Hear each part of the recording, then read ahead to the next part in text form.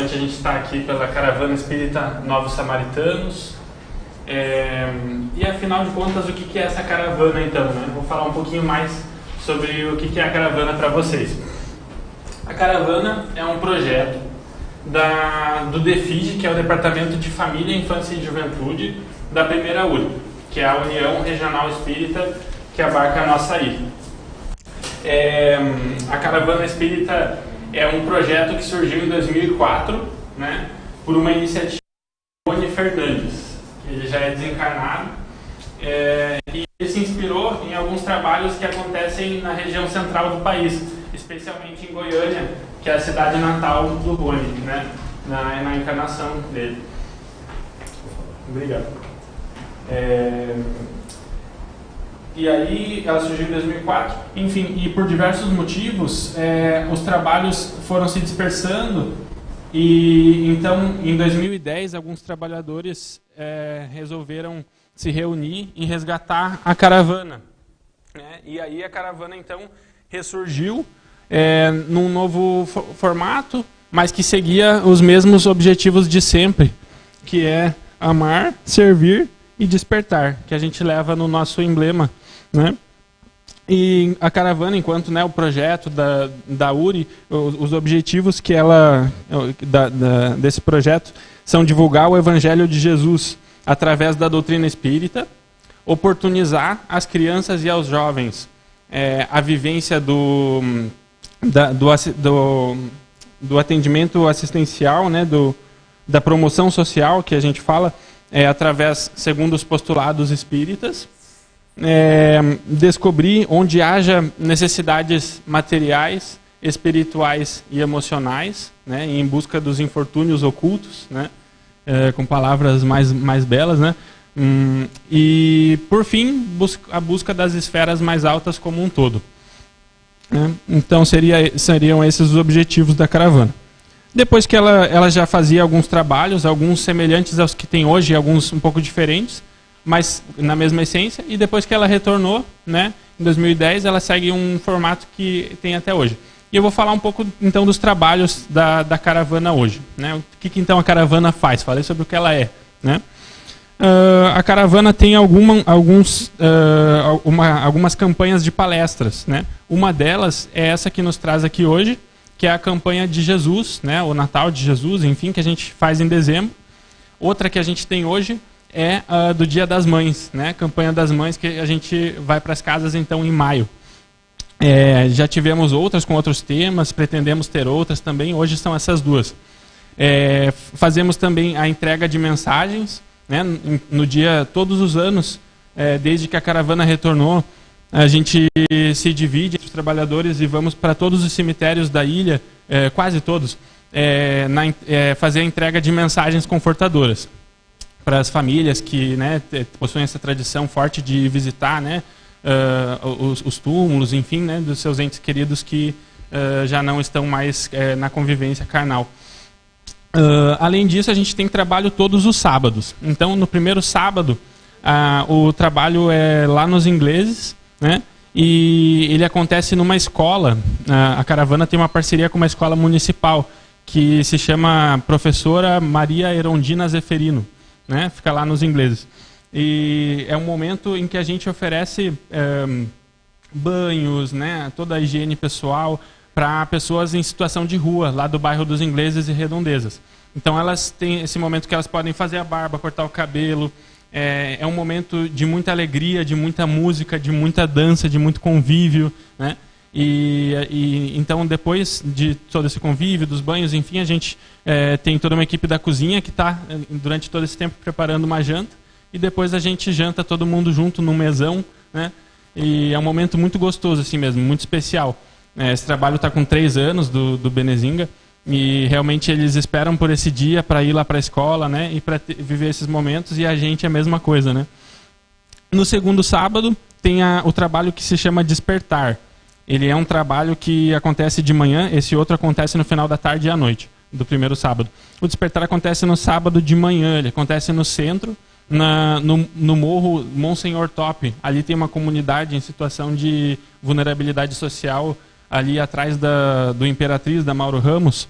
E tem alguns trabalhos. Tem a entrega de mensagens, a mensagem cristã, que é a entrega de mensagens na comunidade, redondezas. Tem Jesus no Lar, que o pessoal vai nas casas das famílias que nos acolhem para fazer o evangelho no lar juntos. E tem também a Alegria Cristã e o Sol nas Almas, que é a evangelização das crianças dessa comunidade. Hoje a gente está com uma parceria de luz com um centro espírita lá perto, que se chama Jesus de Nazaré, que nos acolhe para esse momento da evangelização das crianças, né? No terceiro sábado é outra parte do Benezinga. É lá nos ingleses também, e acontece no espaço do Centro Espírita A Caminho do Amor, Ser Amor. A gente se reúne, prepara o alimento material, né? Fazemos um estudo e vamos para a rua. Então, nesse momento, nós ao encontro deles, né? A gente caminha toda a rua geral dos ingleses e vai encontrando eles pelas calçadas, enfim, e vai parando, tocando música também, entregando sanduíches, os sucos, o chocolate. E aí acontece das coisas mais lindas, assim, de convivência, conversas, trocas, enfim, às vezes de chorar, às vezes de rir muito, né?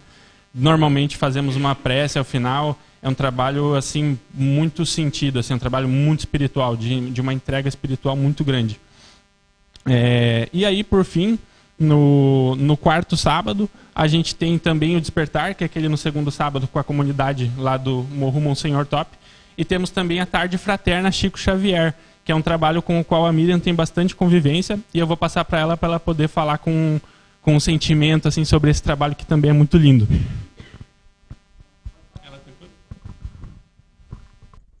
Então, a Caravana Espírita Novos Samaritanos tem todos esses trabalhos. Todo final de semana tem trabalho. Todo final de semana a gente coloca a juventude. No quarto sábado nós temos um trabalho que se chama Benecendo, até às 7 horas da manhã. Mas é muito cedo. Sim, é muito cedo. A caridade, ela é 24 horas. Quando a gente tem oportunidade, a gente tem que fazer. É um pedido do Cristo. Sim, os jovens vão às 7 horas da manhã, eles estão com a gente.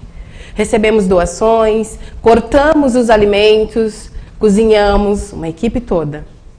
Depois do alimento cortado, tudo preparado, a gente tem um momento de estudo na casa dos Girassóis. E depois, reunidos, nós vamos para a associação.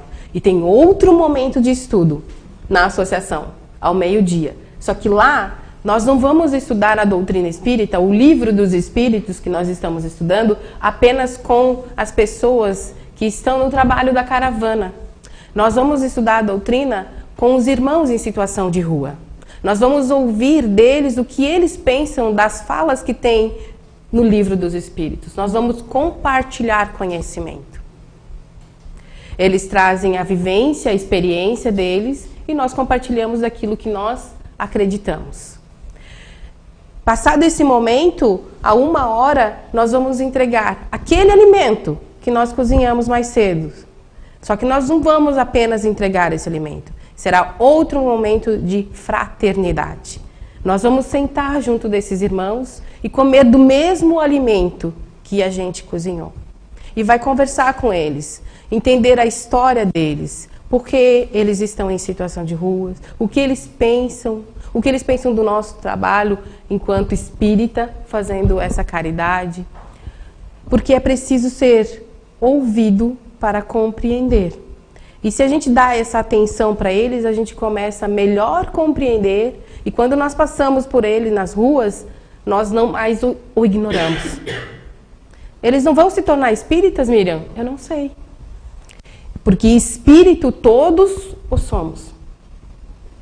Nós não vamos convertê-los, nós vamos levar o amor do Cristo. É isso que nós fazemos. Plantação do amor do Cristo. Nós os olhamos como irmãos, seres humanos, em planos diferentes, experiências diferentes. Conversamos, ofertamos alimento e somos também acolhidos com as experiências e os aprendizados que eles têm para com a gente. Esses são os trabalhos da Caravana Espírita Novos Samaritanos. E nós, da Caravana, caravaneiros, convidamos a cada um de vocês para virem conhecer os nossos trabalhos. Agora a gente vai falar um pouquinho desse grande mestre chamado Jesus.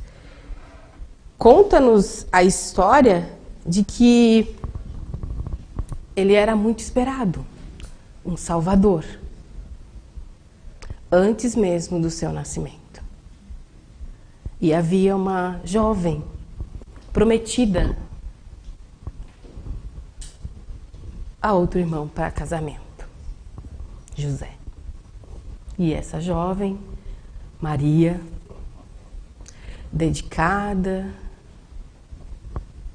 muito crente na espiritualidade, teve a honra de receber um sonho a visita de um anjo, o anjo Gabriel, que lhe disse: Maria, vós sois bendita. Ela aceitou trazer o Cristo, abdicou, renunciou e ofertou todo o seu amor para receber o Salvador. José, quando soube do ocorrido, lá naquele tempo, ficou desconfiado. Foi tirar dúvidas e soube, através do sacerdote, que ele poderia repudiar Maria, ignorá-la, e que ela seria até apedrejada se isso ocorresse, porque essa era a lei. Só que José já havia se encantado por Maria. E mesmo se sentindo, de certa maneira, desonrado,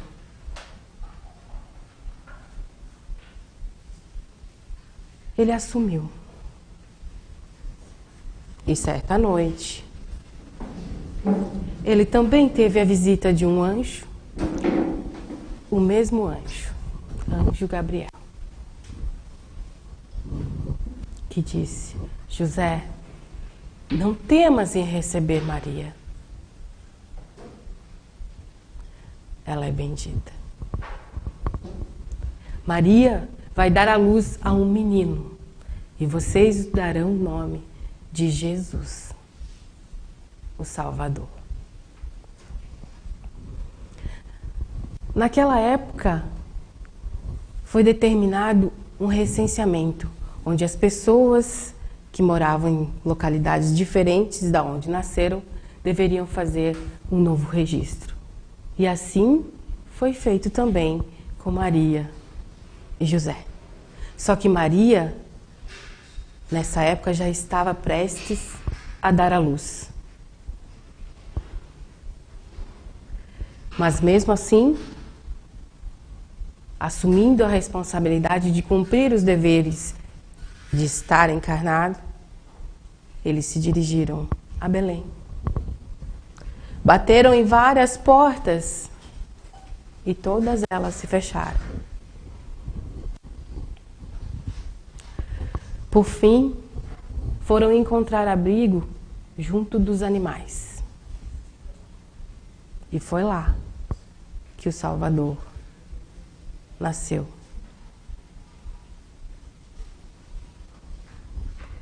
Foi colocado junto da manjedoura, onde os animais se alimentam. E depois, pastores que ao redor desse local onde o Cristo nasceu, onde os animais ficavam, também foram visitados por um anjo que disse: o Salvador nasceu, ide conhecê-lo. E foram conhecê-lo. E mais tarde chegaram os 3 magos, trazendo os presentes e dando um conselho. Porque outros reis estavam com medo desse Salvador.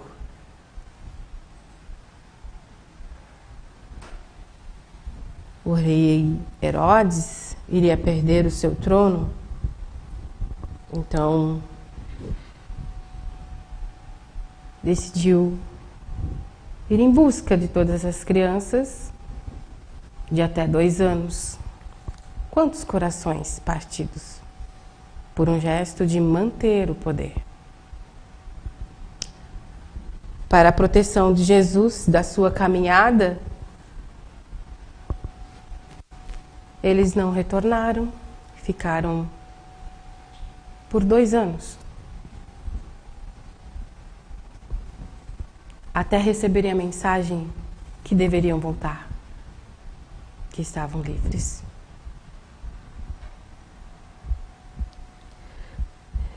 Quando eu olho para a imensidão que é o Cristo e percebo aonde ele nasceu,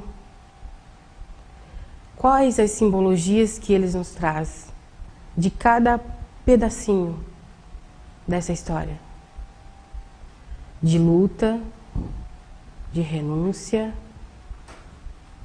tanto de Maria quanto de José.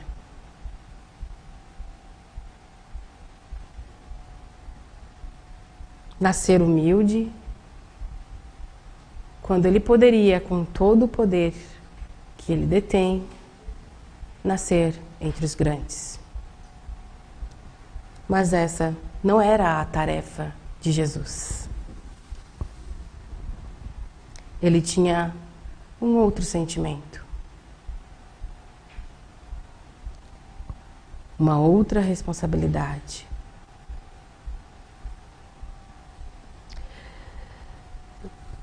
Lembro também que quando Cristo nasceu, era costume naquela época levar as crianças aos anciões. E Cristo foi levado para Simeão. Simeão, um homem devoto, generoso, perguntava já em orações que gostaria de conhecer o Cristo antes de desencarnar, porque Simeão já era uma pessoa idosa, um ancião. E várias crianças eram levadas até ele. Mas quando Cristo chegou, bebê, tocou o seu coração. E ele pegou essa criança como a gente costuma pegar os bebês, colocar eles assim, com o braço, e segurar assim entre as perninhas, e a mãozinha fica do lado do coração. E perguntou: por que escolhestes nascer dessa maneira? Como queres fazer uma revolução? Não conseguia Simeão compreender a grandeza do Cristo. Mas estava honrado em conhecê-lo. Simeão não percebeu a resposta que recebeu, porque enquanto perguntava, o Cristo ainda bebê bateu-lhe com a mão no coração.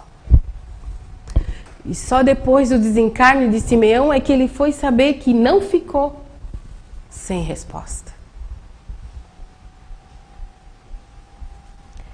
Que a plantação do amor do Cristo, ela é realizada no coração de cada um.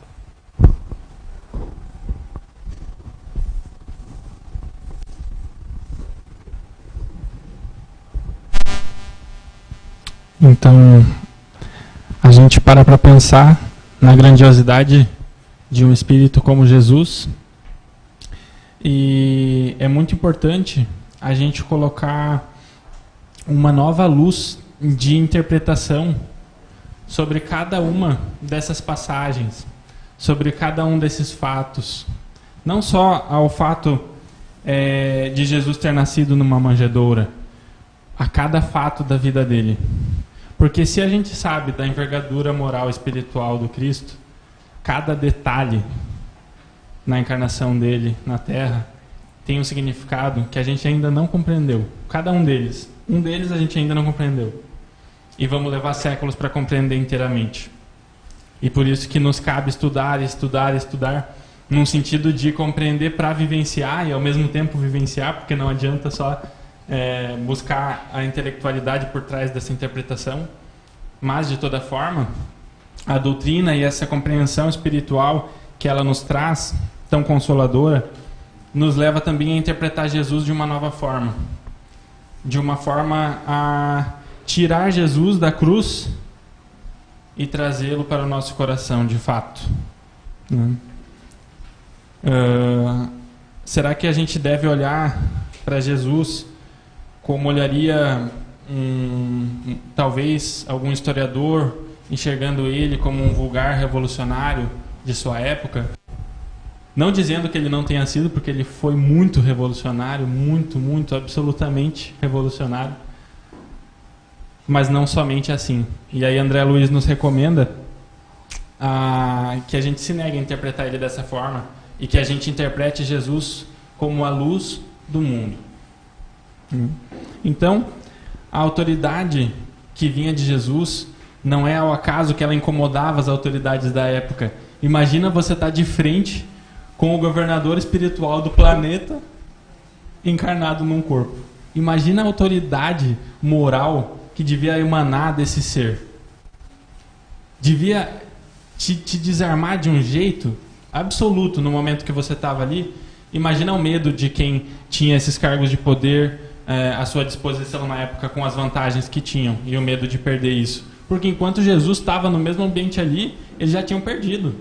Quem que não ia olhar para Jesus? Quem que não ia querer escutar Jesus? Estar perto de Jesus? Sentir Jesus daquela forma como devia ser?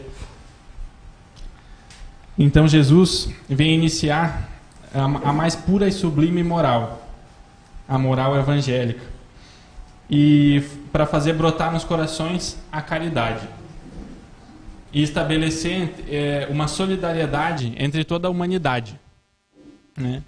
E a gente ainda vai ver a Terra um dia morada de espíritos puros, né? Que podem ser a gente, né? Fazemos votos de que a gente saiba traçar esse caminho e esse convite que foi feito há tanto tempo por Jesus, né? E aí a gente tem a pergunta que muitos devem conhecer lá no livro dos Espíritos, né? Qual o tipo mais perfeito que Deus tem oferecido? Tem oferecido, porque ainda não foi aceito, ao homem para lhe servir de guia e modelo. E a resposta, talvez, se eu não me engano, mais curta do livro: Jesus. Não tem mais. Jesus. E completo. Então, para o homem, Jesus constitui o tipo da perfeição moral a que a humanidade pode aspirar na Terra. Jesus é o ser mais evoluído que a gente consegue, que a gente já teve contato com. Né? Não falo que a gente consegue conceber porque ainda não conseguimos, né? Mas que a gente pode alegremente ter como um modelo, um guia para sempre, né? E a gente pensa na grandiosidade de Jesus como um Cristo planetário. E aí a gente se depara com algumas obras ou com algumas palestras, como por exemplo do Haroldo, nos falando assim: você traçou todo o seu caminho, virou um espírito puro, aí você acha que acabou, né? Aí chega em espírito puro, ainda tem uma nova escala evolutiva. Porque como tem um Cristo planetário, precisa ter um Cristo para o sistema solar. E aí a gente começa a mergulhar numa grandiosidade que a gente fica até tonto, né?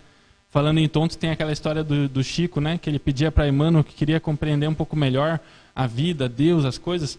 E aí Emmanuel, um dia, através da mediunidade surpreendente de Chico, vai expandindo com o Chico, né? E Chico vai enxergando aquela grandiosidade, tal, o planeta. E aí, de repente, ele fala para Emmanuel: Emmanuel, por favor, vamos voltar que eu quero só tomar o meu cafezinho. E aí eles retornam e Chico fala: beleza, entendi que é muito grande e que não tem muita serventia a eu compreender ainda mais agora, né? Ele já entendia o suficiente para tocar a sua missão. Então, existe uma comunidade desses espíritos puros, né? E a comunidade aqui do nosso sistema, a gente tem notícia que ela se reuniu nas proximidades da Terra por 2 vezes, né? Uma delas foi lá no momento de quando foi retirada, sempre esqueço essa palavra, a nebulosa solar, né? A parte do Sol, falando assim numa linguagem bem acessível, que formaria a Terra, né?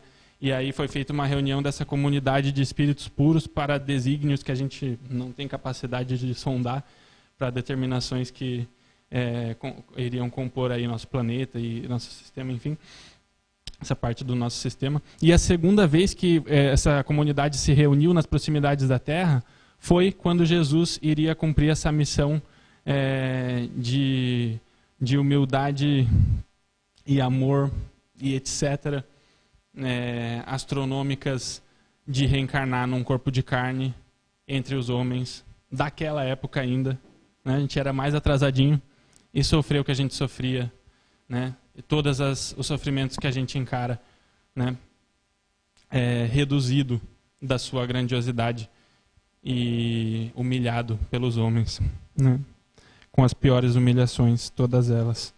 E aí tem uma frase, né, que João escreveu: estava ele no mundo e o mundo foi feito por intermédio dele e o mundo não o reconheceu. Não dá para imaginar a dor, né? Não sofrimento, porque, né, estamos falando de Jesus, mas a dor de algo assim. E é uma reflexão interessante de fazer. A gente falando desse momento da formação da Terra, né? A gente pensa que a Terra tem vários bilhões de anos, 13, né, aproximadamente, 4,5 bilhões de anos, né? Agora pensa, bilhões. Primeiro pensa nos 2000 de Jesus encarnado entre nós até agora. Agora pensa em muitos 2000, vários, tá, 100 mil, agora vários 100 mil, fechou 1 milhão, agora vários 1 milhão. Para dar 4,5 bilhões de anos, quando a Terra foi formada. Quando a Terra foi formada, Jesus já era Cristo. Ele já era espírito puro. Jesus tem 2.000 anos? Não. Por isso que ele é muito, muito, muito maior do que a gente pode pensar em compreender. O gesto dele de humildade, de amor e etc., por isso que eu falo, é muito maior do que dá para a gente entender. É ainda maior do que a gente pode ver e sentir, né? Do que a gente pode sentir a partir do que a gente viu e estuda até hoje, vai continuar estudando, né, a respeito desse gesto de Jesus. Eu vou ler agora, pessoal, e me dou a licença de ler aqui no papel, que eu ainda não estou na capacidade de decorar um poema, né? Mas ele se chama Rimas do Natal. Ele é do espírito Leôncio Correia e ele está no livro Antologia Mediúnica do Natal. Natal. Enquanto em farpelas teu salão aurifulgente desfilam junto às janelas as dores de muita gente. Natal. Um pobre foi visto passando sobre pedradas. Soube depois que era o Cristo, batendo as portas fechadas. Natal. Que foge ao preceito de repartir o seu pão, carrega um calhau no peito, em forma de coração. Quem foge? O Natal, em toda a idade, é sempre nova alegria, mas nos dons da caridade, o Natal é todo dia. Natal, festeja esquecendo quaisquer preconceitos vãos. Natal é Jesus dizendo que todos somos irmãos.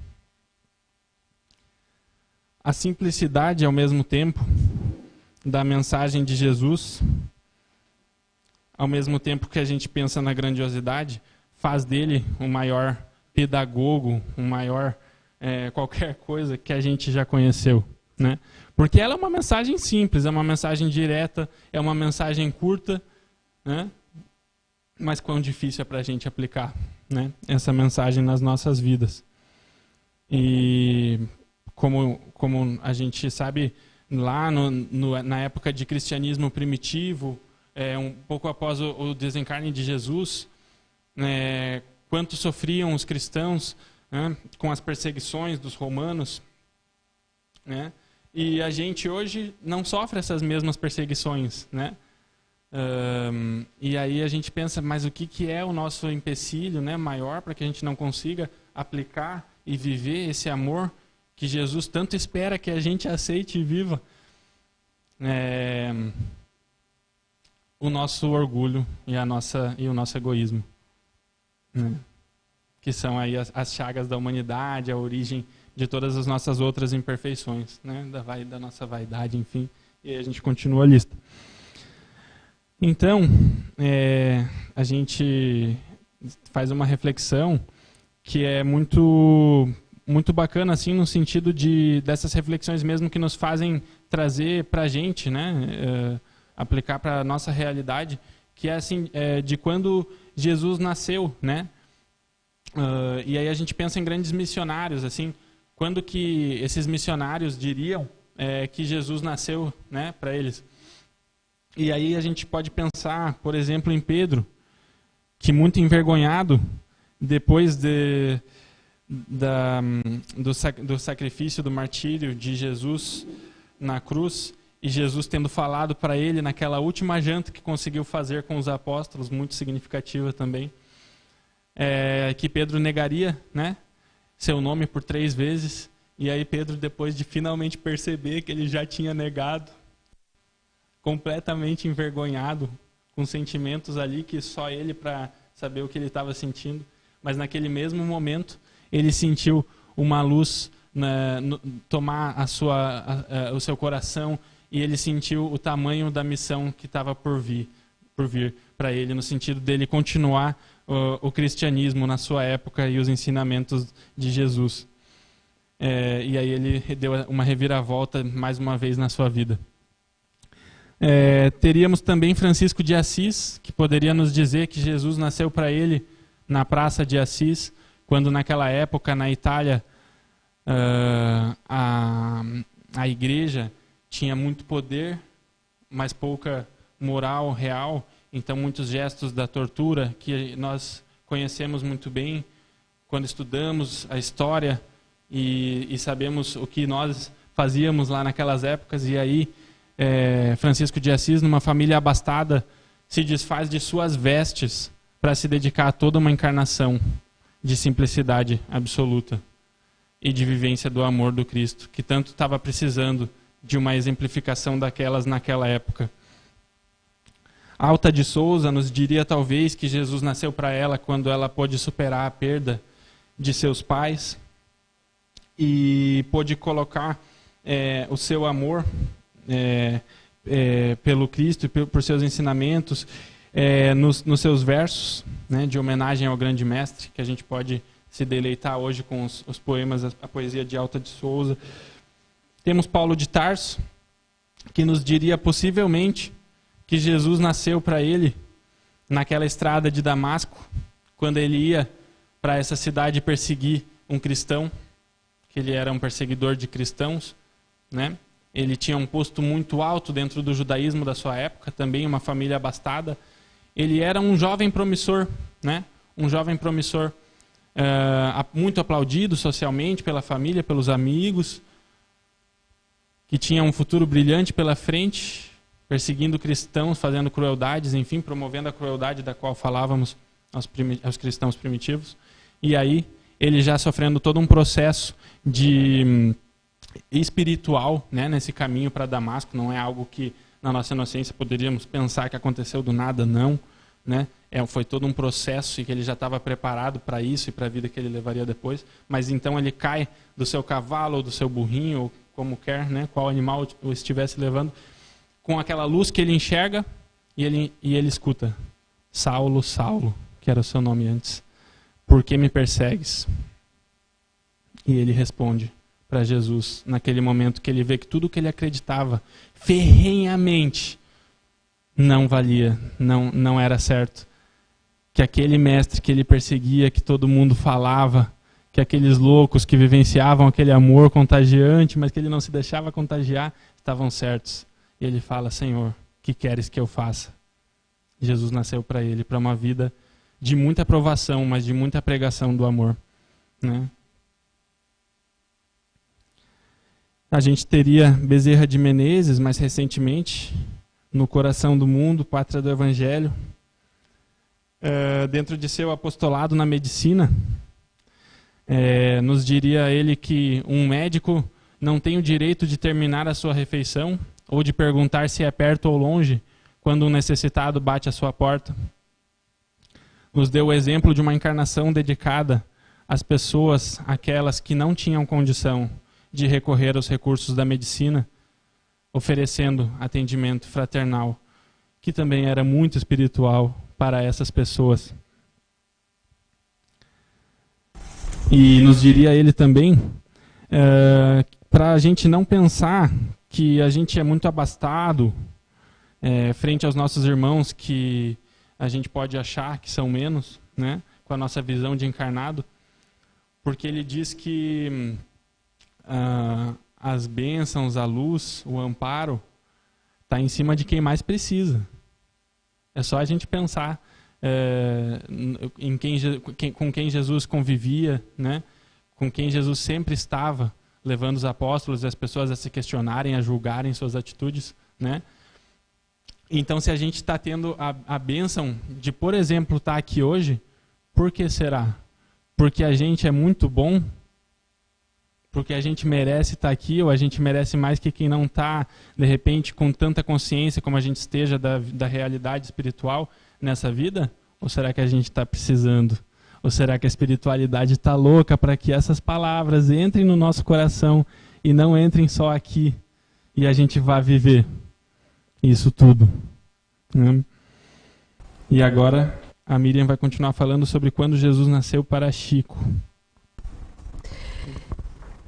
Então, Chico nos relata que o Cristo nasceu para ele quando ele sentiu o tamanho da responsabilidade do compromisso com a mediunidade. Regis nos fala que o Cristo recebeu a nebulosa solar e preparou esse planeta. Ele é bonito? Vocês gostam? Será que o Cristo errou com a gente quando nós reclamamos, quando nós dizemos, eu não aguento mais? Ciclano fez isso comigo, fulano fez isso comigo. Será que tendo o Cristo, todo um preparo que teve para ser um Cristo, iria faltar para com nós? Quando estudamos a doutrina espírita, nós sabemos que nós temos um projeto reencarnatório. E eu tenho certeza que dentro desse projeto reencarnatório, nós temos corações velando por nós. E dentro da tríade da caridade ensinada pela doutrina, indulgência, benevolência, perdão das ofensas, o Cristo, nesse momento, está olhando para nós, ofertando outra oportunidade. Porque o Cristo não perdoa. Porque o Cristo não se ofende. Porque o Cristo é um espírito puro. Quando Cristo nasceu em meu coração? Eu sempre fui uma criança muito questionadora. Eu queria saber, eu queria entender. E eu queria estar com pessoas que pudessem me dar respostas. E com alegria. Então eu ia para o meio dos mais velhos, para a juventude.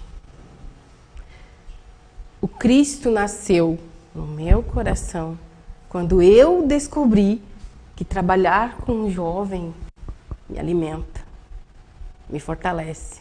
O jovem não é o futuro do Brasil, o jovem é o presente. E esse presente é meu e seu. E como eu estou cuidando deste presente? Quando Cristo nasceu no seu coração.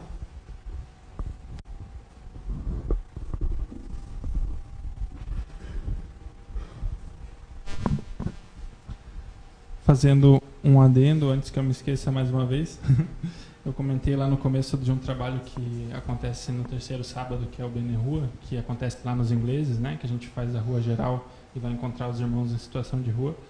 Ele, nesse mês, excepcionalmente, ele acontece das 7 horas, a gente se encontra lá no Seu Amor e vai até 11 horas, enfim. E nesse mês, excepcionalmente, a gente vai ter um Bene Rua no sábado agora, que seria o quarto, mas ele é uma edição de Natal, de aniversário do trabalho, que surgiu em dezembro, no Natal, né? E estão todos convidados, né, a conhecer esse trabalho. Pode falar com a gente depois da palestra, a gente tem alguns papéis com todos os horários, explicação da caravana, podem pegar com a gente. Continuando, pessoal, para mim, o que eu diria sobre quando Jesus nasceu para mim, eu acho muito difícil de falar isso, porque eu tenho uma percepção de que não se trata de um nascimento, de que se tratam de vários nascimentos, né? Muitos nascimentos, muitas vezes todos os dias. E eu percebo que a gente ainda, no adiantamento que a gente já conquistou, a gente se encontra ainda muito instável nas nossas emoções, né? No nosso comportamento, na nossa conexão, a nossa vigília nem sempre é das melhores, né? O nosso vigiar e orar, e às vezes a gente se encontra numas turbulências. E em cada uma dessas turbulências que todos nós às vezes nos encontramos, Jesus nasce para a gente, porque a gente recebe muito amparo. Como a Miriam estava falando, para a gente estar aqui encarnado, meu Deus, se a gente pudesse saber, ver o amparo, quantos corações velam por nós, a gente ia ficar, eu quero acertar, eu quero fazer. E é um sentimento que a gente tem quando ainda não está encarnado, quando a gente está no plano espiritual, e que às vezes nos gera um arrependimento grande depois que a gente desencarna, porque a gente pensa, olha esse sentimento que eu estava quando eu fui, de vou fazer. Aí cheguei aqui e às vezes me seduzi com algumas questões da materialidade, né?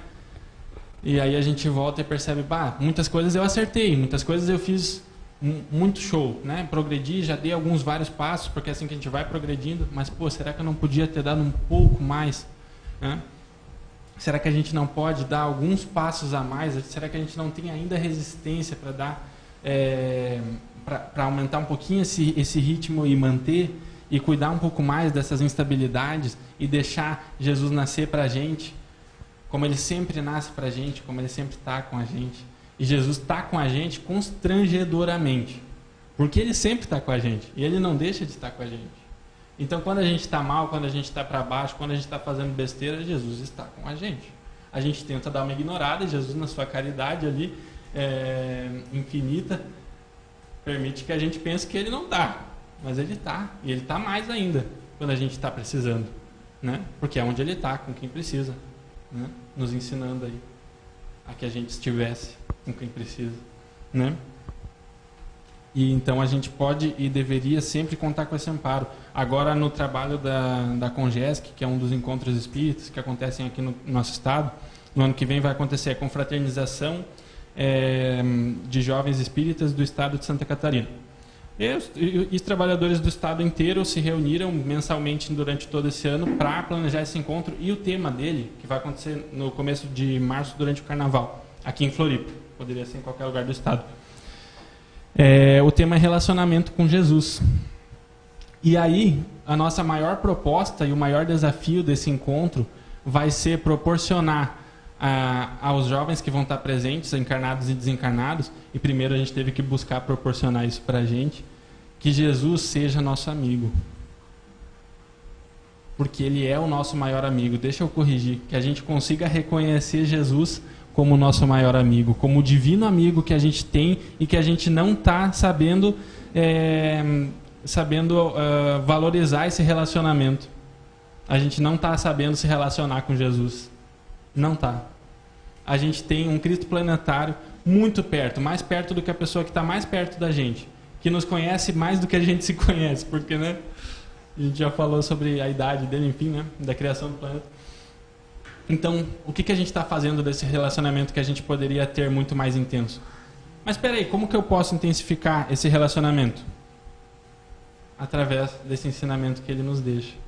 Para que a gente vivencie, para que a gente vença alguns bloqueios nossos e a gente se coloque próximo do nosso irmão. Que a gente ame o nosso irmão. É isso.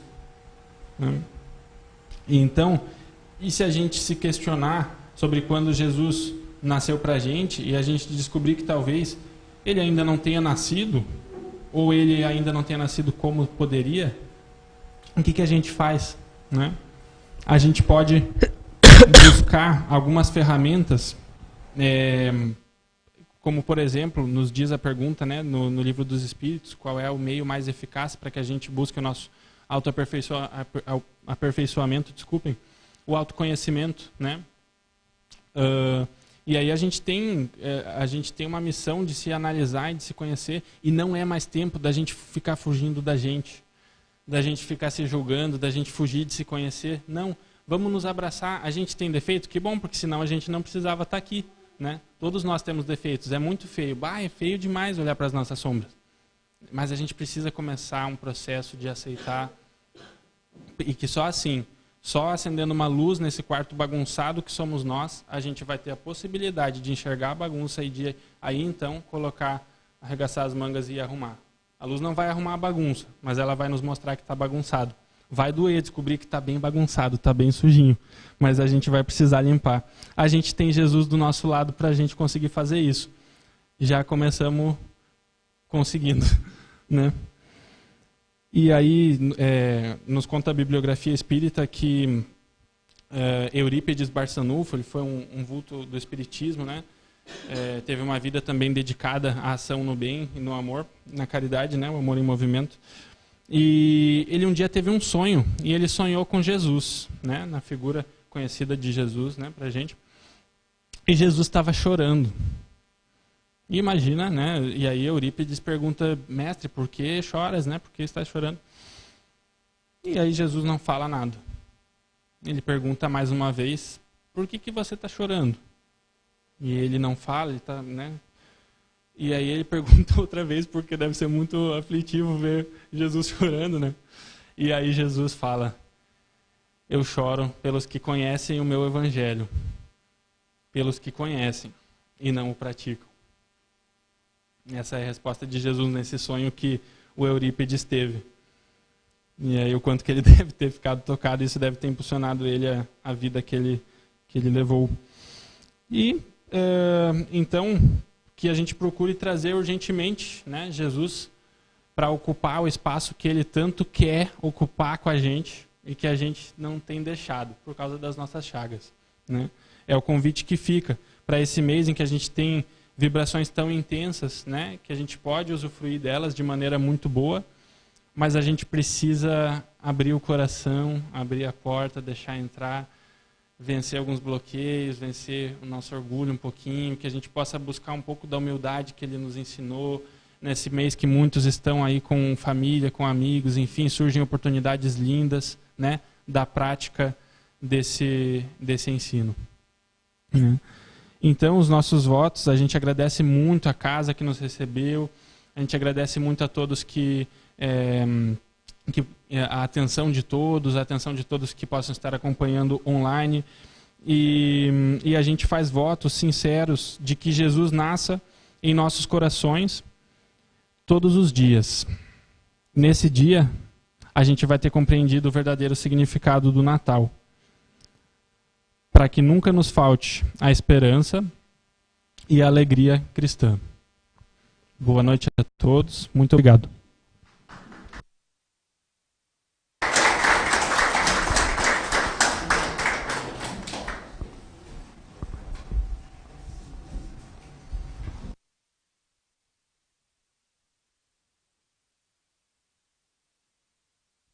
Reginaldo, Miriam, muito obrigado.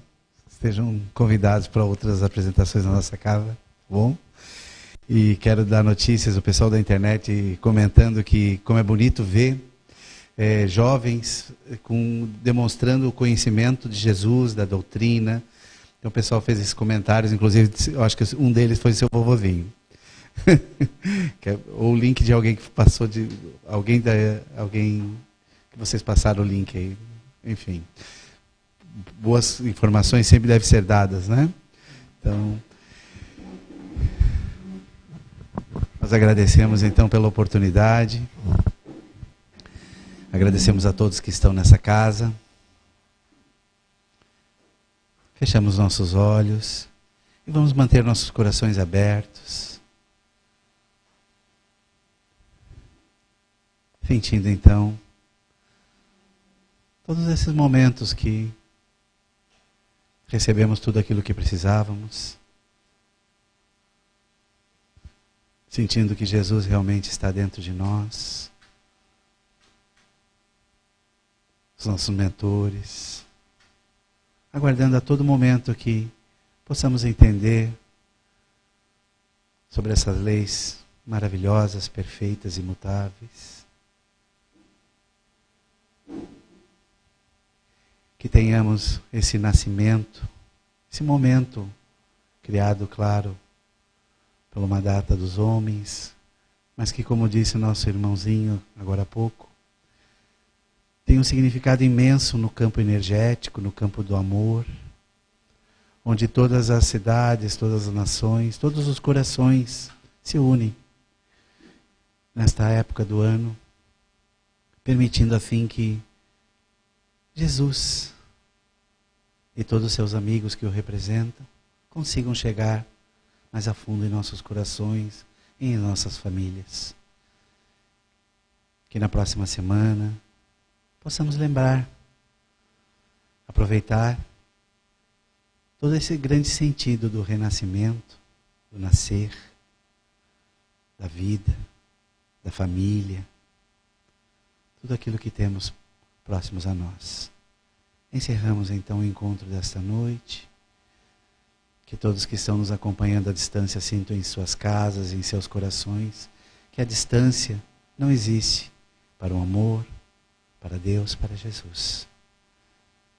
Agradecemos à espiritualidade amiga e aos coordenadores desta casa.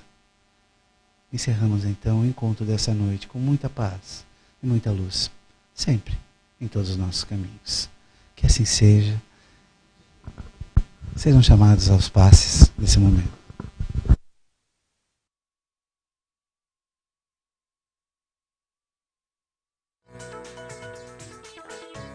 Sociedade Catarinense de Estudos Espíritas. Amor, respeito e estudo.